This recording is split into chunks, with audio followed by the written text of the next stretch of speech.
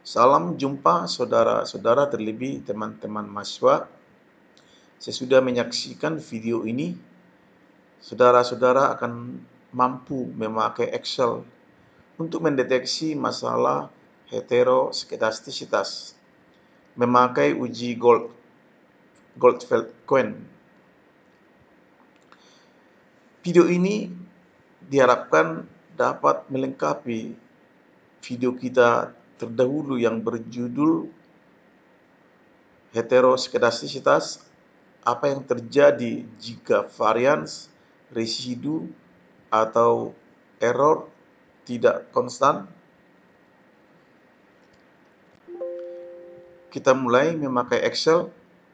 Kita sudah menginput data pengeluaran konsumsi dan pendapatan 30 rumah tangga di sebuah kota.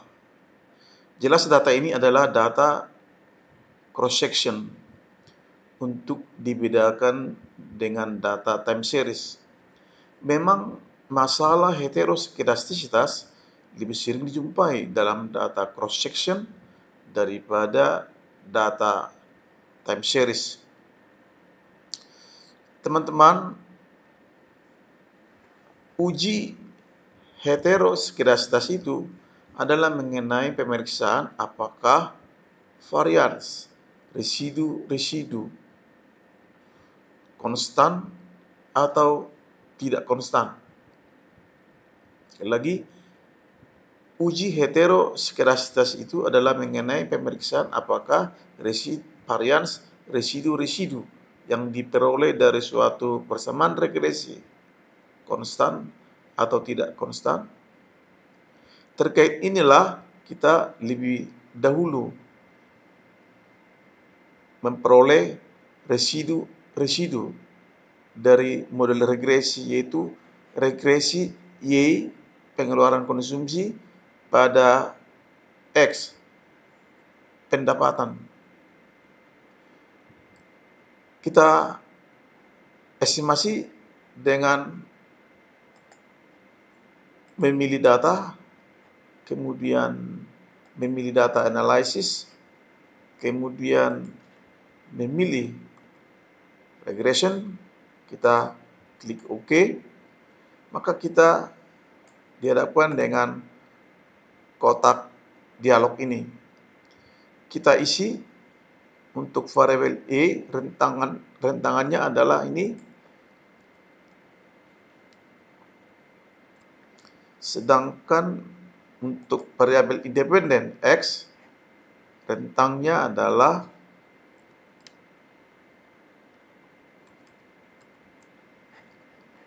kemudian seperti kita katakan tadi, kita mencoba mendapatkan atau memperoleh residu model regresi kita. Jadi kita mencentang residuals termasuk residual plot sebagai grafiknya. Kita tempatkan dulu output range, ya, lokasi mode output Excel kita. Katakanlah kita menempatkannya di sini, ya. Kemudian kita klik OK. Maka hasilnya adalah seperti ini. Inilah output Excel yang diperoleh dari regresi Y sebagai variabel dependen pada X sebagai variabel independen. Output ini menunjukkan kepada kita residu yang kita cari itu. Ini adalah residu yang kita persoalkan tadi. Pertanyaan terkait dengan uji heteroskedastisitas adalah apakah varians residu ini dapat dianggap konstan atau tidak konstan. Sekali lagi, apakah varians residu ini sebanyak 30 pengamatan dapat dianggap konstan atau tidak konstan. Untuk menjawab pertanyaan itu, kita dapat memakai metode grafik. Ya, sebelum kita menunjukkan metode yang lebih formal, metode Goldfeld-Quine. Cara grafik untuk memeriksa apakah residu-residu tadi variansnya konstan atau tidak konstan. Kita perbesar dulu gambar ini. Saudara lihat, Excel memakai pada sumbu vertikal ini, Excel memakai residu-residu. Sedangkan pada sumbu horizontal, Excel memakai variabel independen X, yaitu pendapatan dalam data kita tadi. Apa yang kita lihat adalah mencari tahu adakah residu-residu ini ya, memiliki pola, memiliki gerakan-gerakan yang teratur, ya, yang teratur. Kita lihat di sini bahwa residu-residu ini tidak menyebar, ya, tidak menyebar di sekitar garis nol ini, baik di atas garis nol maupun di bawah garis nol. Bahkan residu-residu itu adalah semakin melebar, semakin meningkat, ya, semakin melebar, baik di atas garis nol maupun di bawah garis nol ini. Ini berarti memakai metode grafik ada indikasi bahwa residu-residu ini mengandung masalah heteroskedastisitas. Untuk mendeteksi apakah residu-residu ini mengandung masalah heteroskedastisitas, kita memakai metode yang lebih formal, yaitu metode Goldfeld-Quine. Uji Goldfeld-Quine pertama kali mempertimbangkan variabel independen model kita, yaitu variabel X. Kita copy paste lebih dahulu, kemudian kita copy, kita paste ke kolom ini.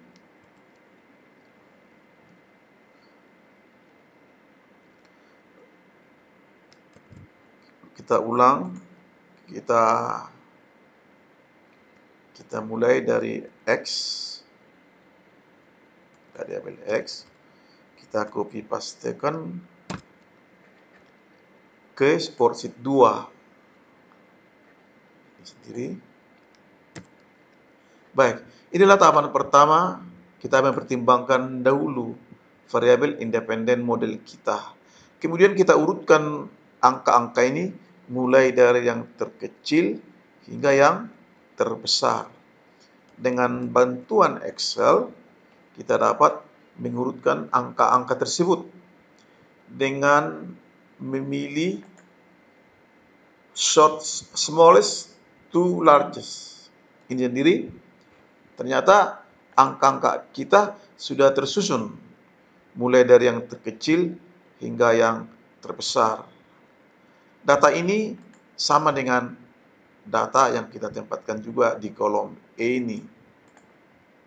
Selanjutnya, teman-teman, mari kita pasangkan angka-angka Y bagi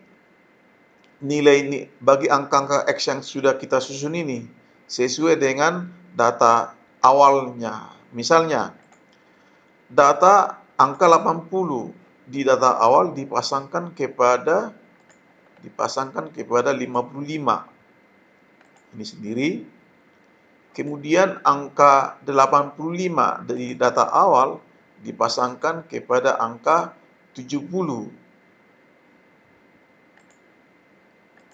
Dan angka 90 dalam data awal dipasangkan dengan data 75. Demikian seterusnya hingga pengamatan yang ke-30. Selanjutnya kita melakukan regresi 2 kali setelah menghilangkan, ya, pengamatan pertengahan. Biasanya 1/5 dari jumlah pengamatan. Pengamatan ada 30, 1/5 kali 30 sama dengan 6 pengamatan. Kita singkirkan, ya, kita singkirkan 6 pengamatan dalam pengamatan pertengahan. Dalam hal ini kita singkirkan angka pertengahan mulai dari 113 dengan pasangannya 150 hingga angka 135 dengan pasangannya 190. Inilah yang kita hilangkan dalam uji Goldwett-Quine. Selebihnya kita melakukan regresi 2 kali. Regresi Y pada X untuk angka-angka yang kecil ini. Kemudian regresi kedua melakukan regresi Y pada X untuk angka-angka yang terbesar ini. Kita estimasi persamaan Y pada X. Kita buka menu bar ini data, kemudian data analysis, kemudian kita pilih regression ini sendiri, kemudian oke. Kita dihadapkan dengan kotak dialog ini untuk kita isi. Regresi pertama kita mengisikan range Y ini sendiri, ya. Kita taruh kursor kita Y. Kemudian kita isi kotak X range ini sendiri.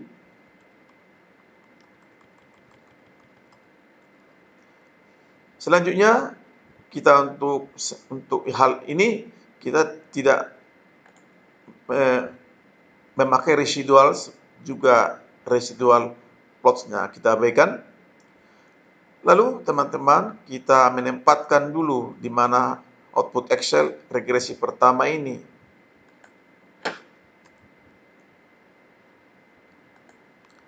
Coba kita tempatkan di sel ini. Oke. Baik, inilah teman-teman output Excel untuk regresi yang pertama.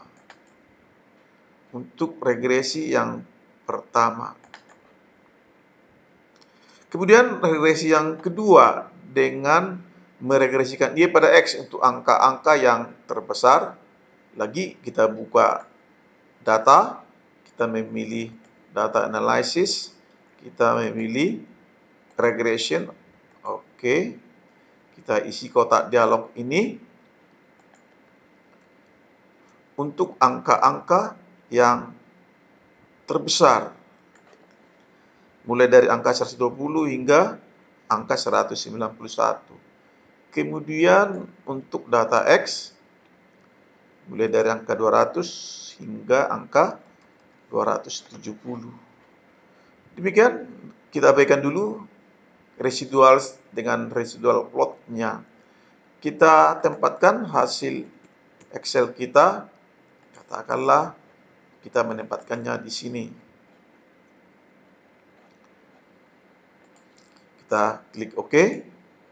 Maka output Excel untuk regresi yang kedua adalah seperti ditunjukkan oleh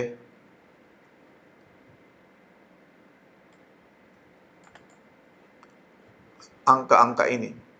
Baik, dalam konteks uji Goldwett-Quine, angka yang kita pertimbangkan, kita perhatikan adalah angka ini. Ya. Angka dalam hal ini SS untuk singkatan dari residual sum of square. Residual sum of square. Jadi dalam ekonometri ada residual sum of square, ada explain sum of square. Sedangkan ini adalah totalnya.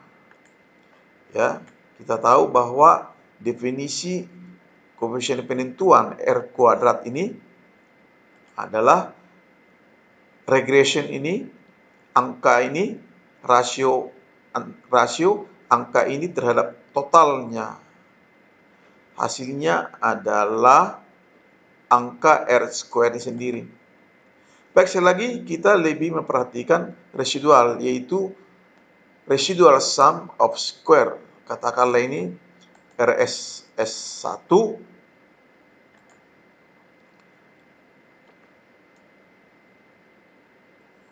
RSS1.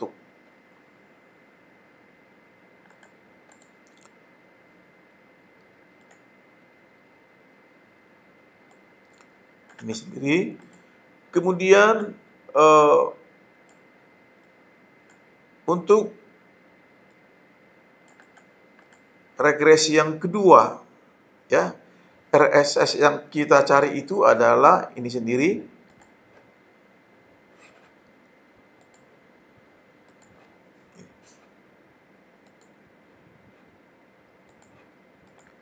Sekali lagi, ini adalah explain sum of square. Ini adalah total sum of square. Ini tambah ini jelas adalah totalnya ini. Baik, yang mau kita pertimbangkan adalah RSS2. Kita namai dulu ini RSS2. RSS2. Residual sum of square 2. Maksudnya 2 untuk regresi yang kedua. Demikian teman-teman, kita sudah mendapatkan baik RSS1 maupun RSS2. Selanjutnya, uji Goldfadt-Quine, kita mencari rasio RSS2 ini dengan RSS1 ini. Kita cari rasio RS2 dengan RSS1 ini. Kita cari sama dengan RSS2 dibagi dengan RSS1 sama dengan, jelas kita memperoleh angka 3,89. 3,89.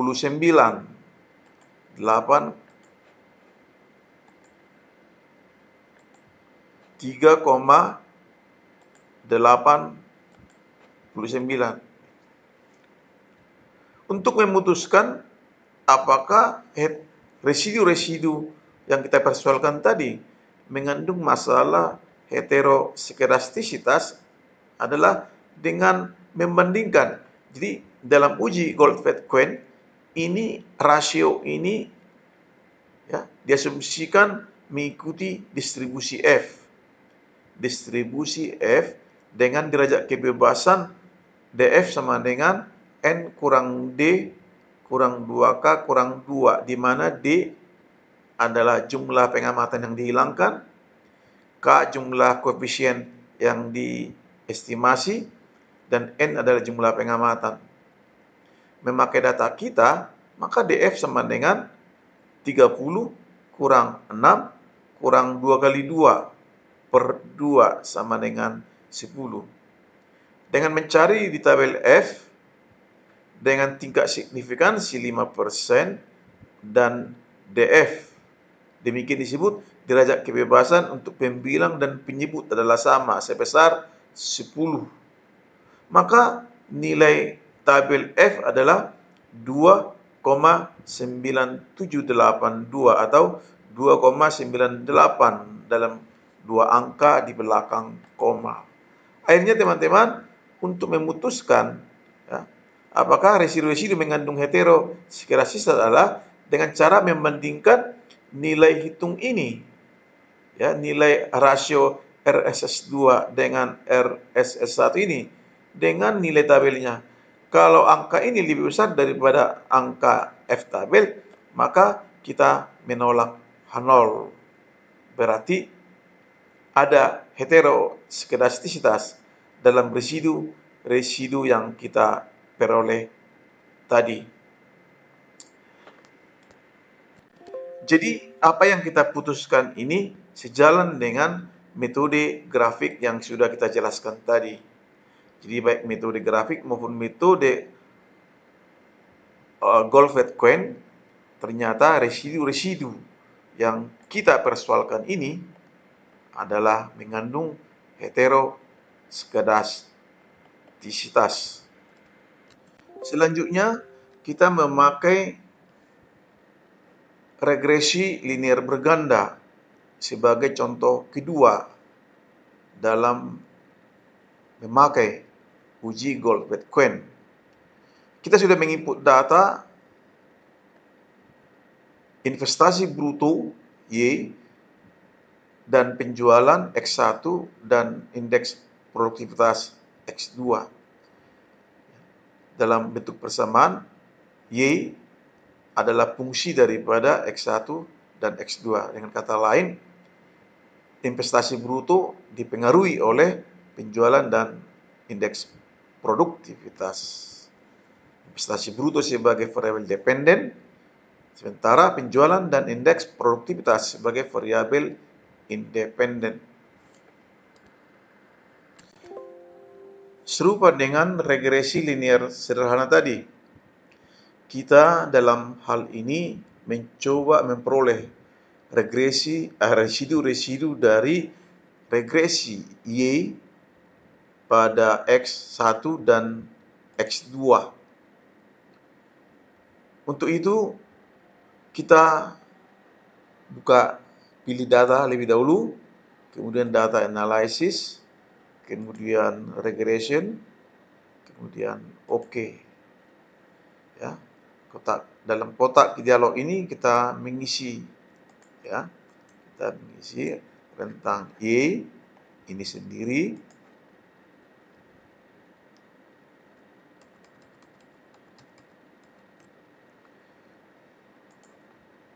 rentang X1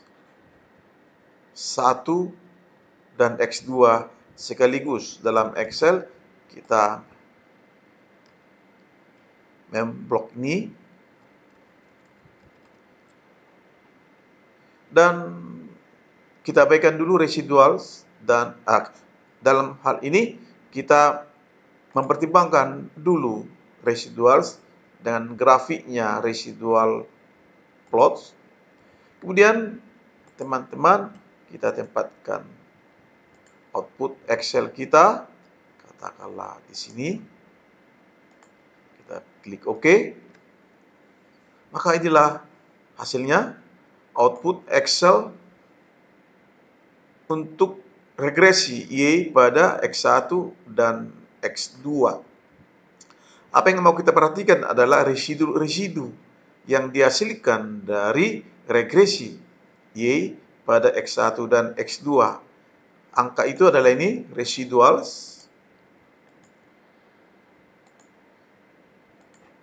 Pertanyaan terkait dengan uji heteroskedastisitas dalam konteks uji Goldfaden ini adalah apakah varians residu-residu ini dapat dianggap konstan atau tidak konstan. Konstan atau tidak konstan. Untuk menjawab itu, ada baiknya kita memperhatikan, kita memakai metode grafik untuk memeriksa adakah pola yang signifikan dalam residu-residu tadi, sejalan dengan peningkatan variabel independen ini. Excel memakai residu, ya, pada sumbu vertikal, sedangkan pada sumbu horizontal Excel memakai variabel X1 atau variabel X2. Kita periksa gambar ini, ada kesan juga, ada indikasi heteroskedastisitas dalam residu-residu tadi. Kita lihat residu-residu ini, ya, menyebar jauh di atas atau di bawah garis 0, garis di mana residu sama dengan 0. Itu terlihat pada grafik yang kedua ini, di mana sumbu horizontal memakai variabel X2. Teman-teman, ada yang terlupakan tadi, kalau contoh kita yang kedua ini juga berkenaan dengan data cross section, yaitu data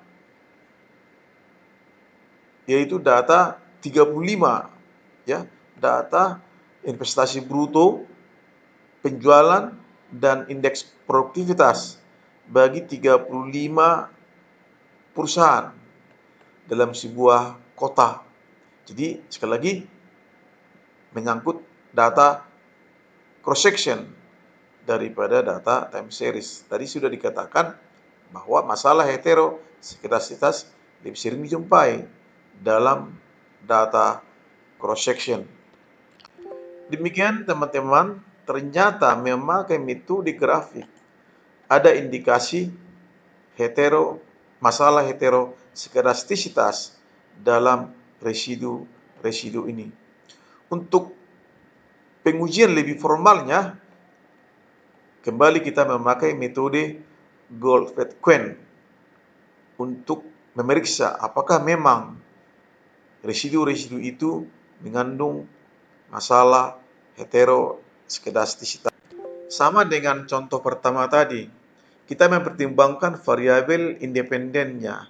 Dalam contoh yang kedua ini ada dua variabel independen. Variabel independen yang mana kita pakai? Kita bisa memakai baik variabel X1 maupun variabel X2 dalam rangka menjalankan uji Goldfeld-Quine tadi.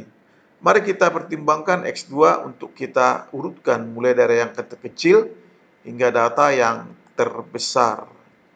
Kita copy paste ini dulu untuk memudahkan pekerjaan kita. Kemudian kita pastikan ke kolom A ini. Ini adalah X2 yang kita pilih.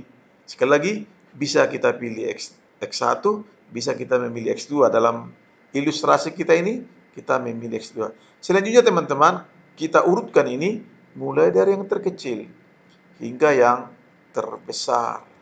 Dengan bantuan Excel, kita bisa urutkan angka-angka itu dengan melihat di menu bar ini. Kita susun dari yang terkecil hingga yang terbesar, smallest to largest. Inilah angka-angka sesudah diurutkan. Kita pindahkan ke kolom ini untuk memudahkan pekerjaan kita. Ini adalah X2, ini sama. Ya, ini adalah sama. Jadi 9,9 kita, jadi sekali lagi kita kopikan ini, coba kita gantikan ini sesuai dengan urutannya.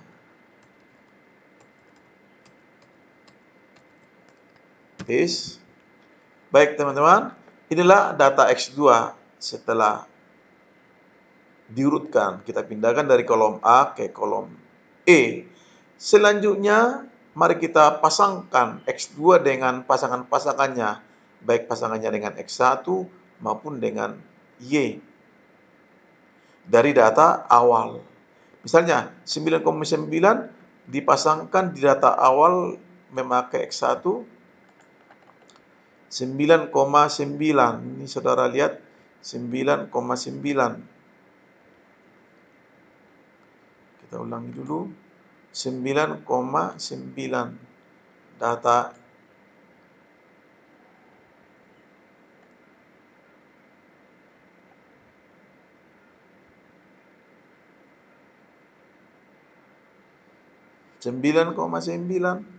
mana datanya? 9,9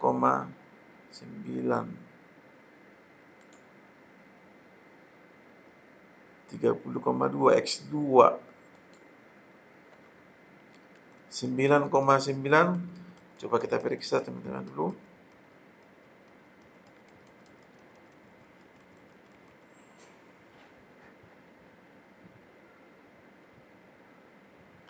Kita pasangkan 9,9 dengan pasangan X1-nya adalah 9,9.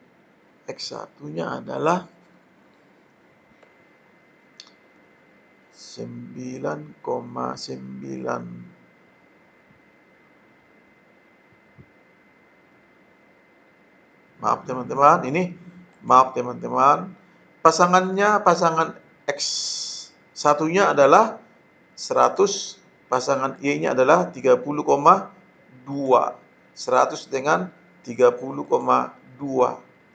100 dengan 30,2.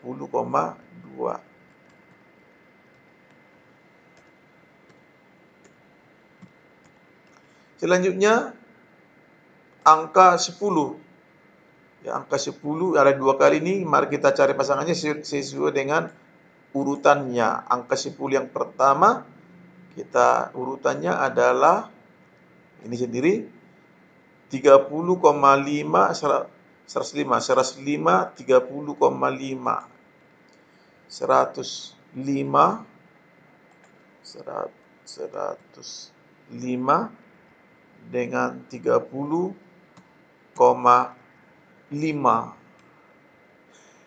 Demikian teman-teman, kita cari masing-masing pasangan angka-angka ini hingga ke pengamatan yang ke-35. Kita sudah pasangkan, kita sudah cari ini sendiri. Ini sendiri adalah pasangan-pasangan yang sudah kita dapatkan dari data awal. Jadi sekali lagi, data yang kita pertimbangkan sekarang untuk uji World Bitcoin adalah data ini. Kita melakukan 2 kali regresi. Regresi pertama untuk angka-angka yang terkecil ini. Regresi kedua untuk angka-angka yang terbesar ini. Setelah menghilangkan pengamatan-pengamatan pertengahan. Dalam hal ini biasanya 1/5 kali 35 sama dengan 7.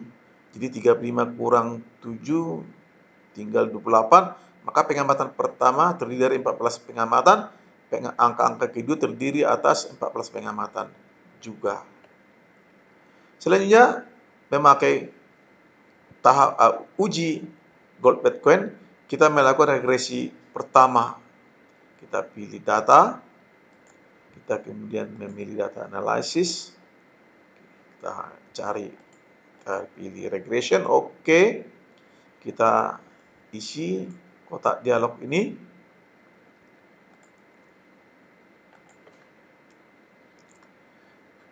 Rentang Y ini sendiri. Kemudian X range. Ini sekaligus memakai Excel, kita pertimbangkan sekaligus. Sendiri, kita abaikan residual. Dalam hal ini, kita juga abaikan residual plots. Kemudian kita tempatkan di mana output Excel regresi pertama ini. Mari kita tempatkan di sheet ini, di sel ini. Kita pilih sheet ini. Kemudian oke.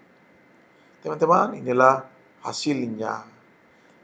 Output Excel untuk regresi yang pertama. Kemudian kita lakukan lagi regresi yang kedua untuk pengamatan-pengamatan terbesar. Kita pilih lagi data, kita memilih data analysis, kita pilih regression, oke. Kita isi kotak dialog ini. Untuk rentang Y ini sendiri. Kemudian untuk kotak ini rentang X kita pertimbangkan sekaligus memakai Excel. Oke, ini. Kemudian kita abaikan lagi residual dengan residual plots-nya. Mari kita tempatkan hasilnya. Katakanlah di sel ini, kita pilih sel ini. Oke, dan kita klik oke. Teman-teman, inilah hasil regresi yang kedua untuk angka-angka terbesar, ya, untuk angka-angka yang terbesar.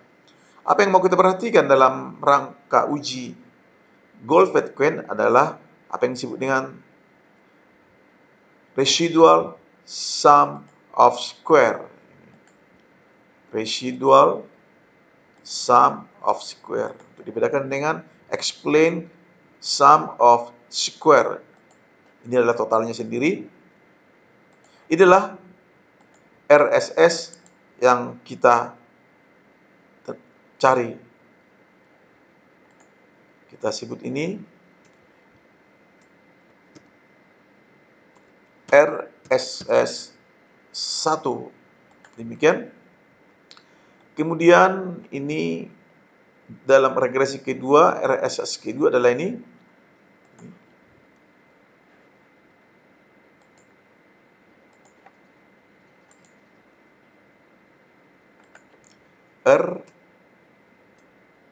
RSS kedua.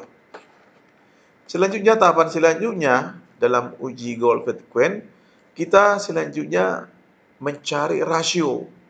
Rasio RSS 2 ini dengan RSS 1. Kita cari dengan bantuan Excel ini sama dengan RSS 2 dibagi dengan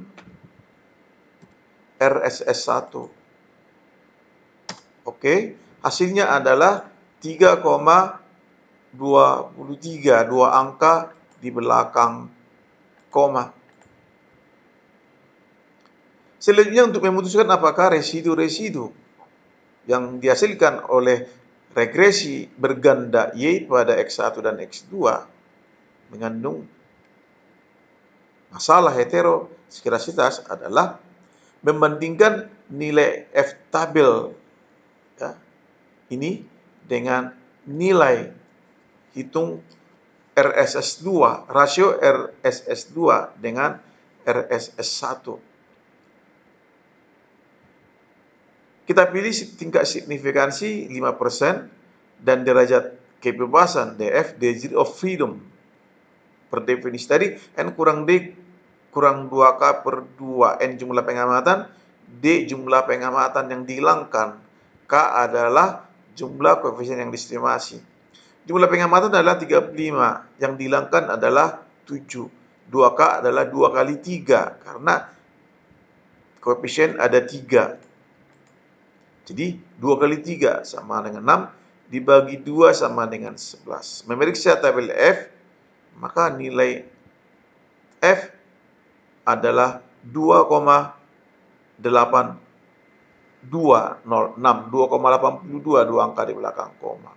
Selanjutnya, akhirnya teman-teman, kita bandingkan rasio ini, rasio RS2 dan RS1 ini dengan nilai F tabel. Karena nilai ini lebih besar daripada nilai F tabel, maka kita putuskan, kita menolak H0, yang berarti residu-residu tadi yang kita peroleh tadi mengandung masalah heterosklerositas. Sekali lagi, dengan membandingkan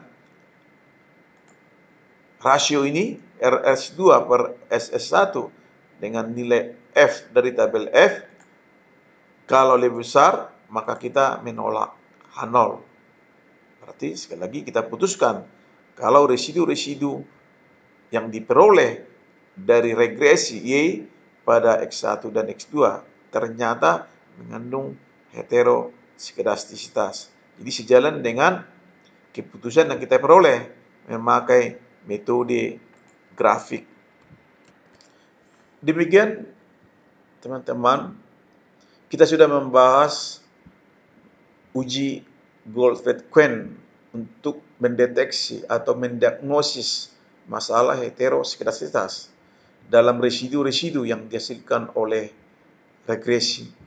Sekali lagi, video ini adalah suplemen bagi video kita terdahulu, heterosklerositas, apa yang terjadi jika variansi residu atau error tidak konstan. Dalam video itu kita tidak menunjukkan proses bagaimana Excel kita pakai untuk mendeteksi masalah heterosekresitas memakai metode Goldfeld-Quine. Demikian teman-teman, terima kasih Anda sudah menyaksikan video acara ini. Jangan lupa like, komen, subscribe, dan share video-video dalam channel ini untuk keberlangsungan channel ini juga. Sampai jumpa